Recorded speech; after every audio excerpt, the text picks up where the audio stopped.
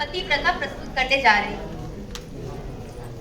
जैसे कि अंग्रेजी राज में सूरज नहीं डूबा था, इनके घर में भी लगातार दक दक करती थी एक चिलचिलाहट।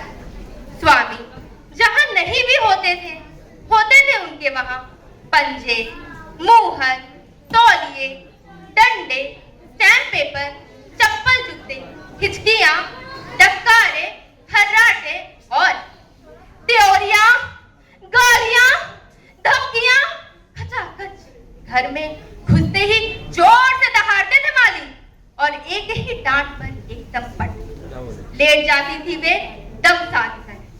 जैसे भालू के आते ही लेट गया था रूसी लोक कथा का आदमी, सोचा कि मर लेते हैं कुछ देर, मरे हुए को भालू और नहीं मारेगा। एक दिन किसी ने कहा कि कह गए हैं जूलियस सीजर कि बहादुर मरता है केवल एक बार और कायर ही करते हैं बार बार मरने का कारबार। जब तुमने कुछ ऐसी गलती नहीं की तो तुम यूं मरी हुई बनकर क्यों लेटी? तब से उन्हें आने लगी शर्म सी, रोज रोज बढ़ती। एक बार शर्माती और फिर कुछ सोचकर मर ही जाती। मरती हुई सोचती कि चिड़िया ही होना था तो शुतुरमुर्ग क्यों हुई मैं? सुगनी ही थी तो कोई लाडली नाक मुझे सूखती। ये क्या की सूखा तो सांप। कुछ दिन बीते और फिर किसी ने पढ़ाई इनको गांधी जी की जीवनी। सत्याग्रह का कुछ ऐसा प्रभाव पड़ा कि बेवजह पिटने के प्रतिकार में वे लंबे लंबे अनशन लगने लगी। 4, 5, 7 शाम भटकती बेनिराहार कि कोई आकर मरा ले। फिर एक रात गिन गिन नाचता माथा पकड़े पकड़े जा पहुंची वे चौके तक और धीरे धीरे खुद काट कर खाती बासी रोटियां, थोड़ा सा लेकर उधार नमक आंखों का। तो सखियों, ऐसा था कलयुग में जीवन पतिव्रता का।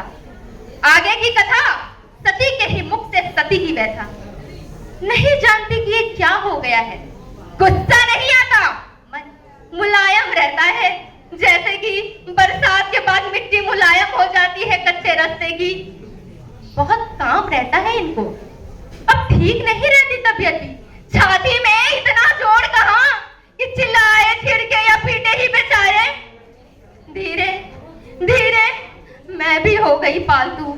मैंने साथ दी क्षमा। अब मीठे लगते हैं खराटे भी इनके। धीमे धीमे ही कुछ गाते हैं अपने खराटों में ये। कान लगा कर सुनती रहती हूँ। शायद मुझे ही दी हो सपनों में आवाज, कोई गुपचुप बात जो छुपा रखी हो अपने मन में कई वर्षों से। कुछ ऐसी बात जिससे सुनने को मेरे कान तरसे, कुछ ऐसी बात जिससे बदल जाए जीवन का नक्शा। रेती पर झम झम झमक झम कुछ बरसे। धन्यवाद।